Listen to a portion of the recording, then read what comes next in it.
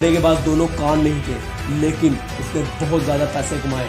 तो तुम्हारे पास तो सब कुछ है, तो सोचो तुम कितना कमा सकते हो। अगली स्टोरी तो आपको हिला कर रख देने वाली है। एक ऐसा लड़का, जब वो पैदा हुआ तो ना ही उसके पास हाथ थे और ना ही उसके पास पाँव थे, बट फिर भी उसने हार नहीं मानी और अपनी स्ट्रगल के साथ चलता रहा और यहाँ तक पहुँच गया कि आज वो करोड़ों को इंस्पायर करता है। जी हाँ दोस्तों, मैं निक की बात कर रहा हूँ, जो वर्ल्ड बेस्ट मोटिवेशनल स्पीकर है और आज करोड़ों लोग उसकी बायोग्राफीज को सर्च करते हैं। तो दोस्तों, जिसके बाद ना तो हाथ है और ना पाँव, उसकी बायोग्राफी सर्च हो रही है, तो आपके पास तो हाथ भी है और पाँव भी है। सोचो आप क्या क्या कर सकते हो।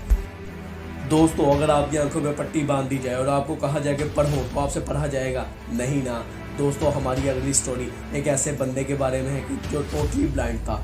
उसे मैट्रिक के बाद साइंस कॉलेज में एडमिशन नहीं मिला, तो उसने साइंस कॉलेज पे ही केस कर दिया। केस के बाद जब उसे एडमिशन मिला तो उसने 98% से उस कॉलेज में ही टॉप कर लिया।